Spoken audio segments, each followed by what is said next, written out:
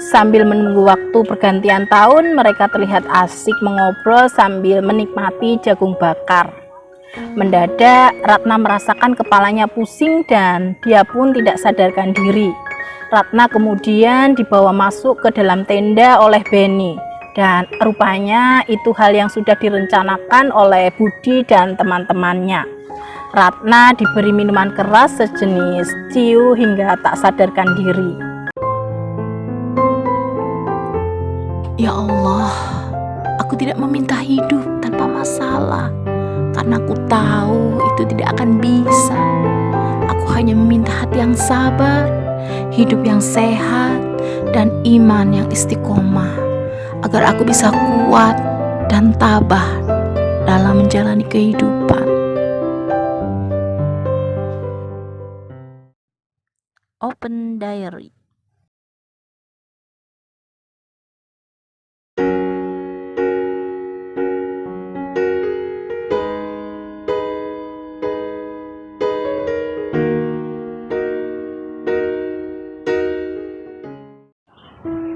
Assalamualaikum warahmatullahi wabarakatuh. Halo Elin Story Lovers, apa kabar kalian hari ini? Pada kesempatan kali ini saya akan membawakan sebuah kisah yang dikirim oleh Mbak Sinta di Jogja. Diary, kecukupan materi tidak menjamin kebahagiaan dalam sebuah keluarga.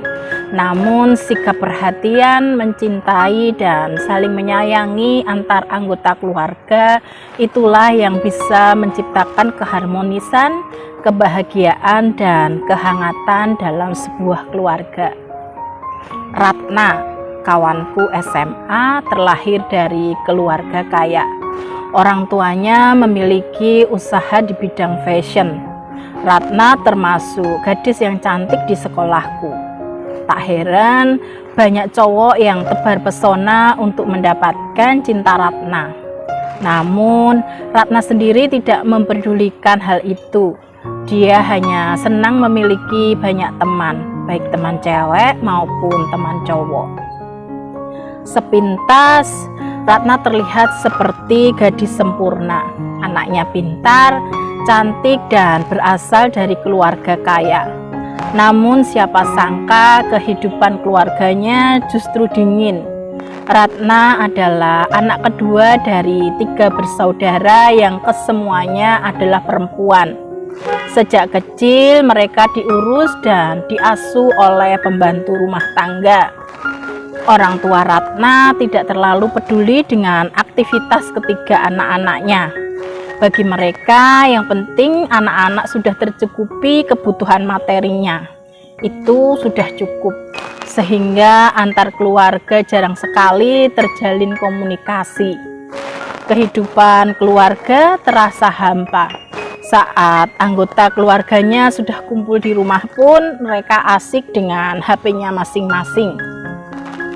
Diary, orang tua Ratna tidak pernah menanyakan kepada anak-anaknya bagaimana kuliahnya hari ini, bagaimana sekolahnya hari ini, kemana saja hari ini, ada kegiatan apa saja hari ini. Tidak sama sekali. Tidak pernah muncul pertanyaan-pertanyaan dari orang tuanya yang mungkin terdengar sepele. Namun dampak psikologis bagi anak-anak sungguh sangat luar biasa. Diary, suatu ketika Ratna diajak oleh teman-teman cowoknya untuk merayakan tahun baru di pantai. Ratna pun mengiyakan ajakan keempat teman cowoknya itu, meskipun hanya dia sendiri ceweknya. Ratna hanya berpikir daripada di rumah tidak ada kegiatan, tidak ada yang bisa diajak bicara, mending pergi bareng teman-temannya. Pasti lebih asik dan lebih ramai. Namun Ratna sendiri tidak tahu kalau keempat teman cowoknya itu sudah merencanakan sesuatu yang tidak baik terhadap Ratna. Salah satu dari keempat teman cowoknya itu rupanya ada yang masih sakit hati akibat cintanya ditolak Ratna. Sebut saja namanya Budi. Diary, malam tahun baru pun tiba. mereka berlima sudah sampai di pantai dan sudah mendirikan tenda lipat sejumlah 3 buah, di mana 2 tenda masing-masing berisi 2 orang dan 1 tenda lainnya hanya ditempati oleh Ratna. Namun tak berapa lama datang seorang laki-laki teman si Budi. Sebut saja namanya Beni dan berasal dari sekolah yang berbeda. Beni pun ikut membaur bersama kelompoknya Budi. Mereka menyalakan api unggun sambil membakar jagung yang sudah dipersiapkan sebelumnya. Sambil menunggu waktu pergantian tahun, mereka terlihat asik mengobrol sambil menikmati jagung bakar. Mendadak, Ratna merasakan kepalanya pusing dan dia pun tidak sadarkan diri.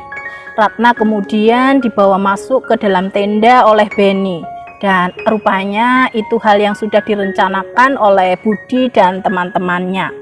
Ratna diberi minuman keras sejenis ciu hingga tak sadarkan diri. Diary, malam itu Ratna digagahi oleh Beni hingga menjelang pagi. Entah sudah berapa kali Beni menggagahi Ratna. Karena setelah matahari terbit, Beni baru keluar dari dalam tenda. Hari berganti minggu, minggu berganti bulan.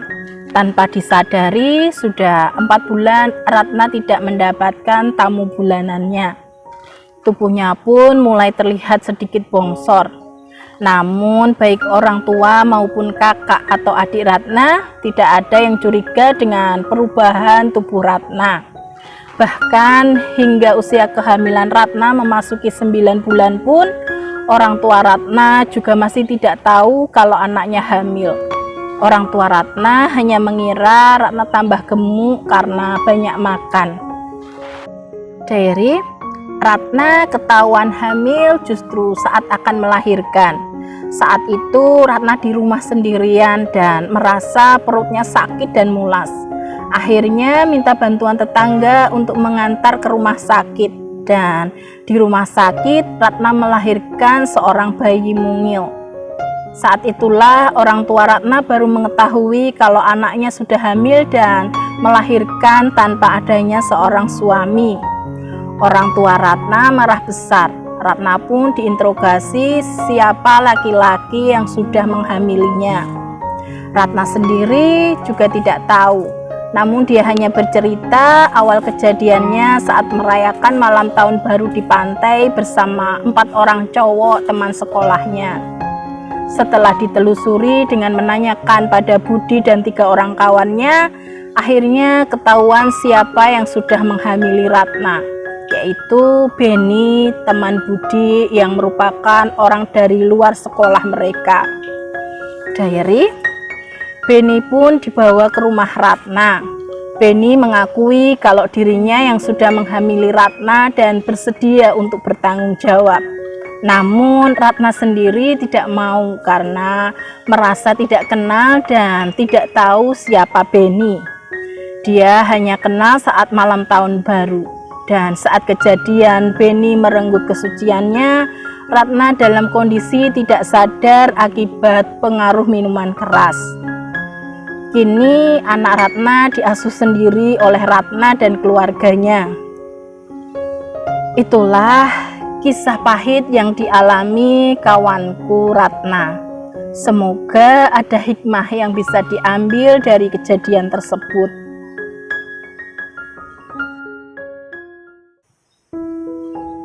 Demikian sebuah kisah yang dikirim oleh Mbak Sinta di Jogja. Terima kasih Mbak Sinta yang sudah berkenan membagikan kisahnya di Elin Story.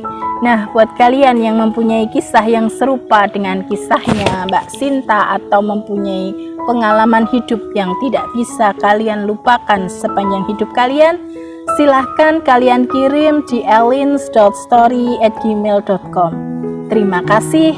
Wassalamualaikum warahmatullahi wabarakatuh.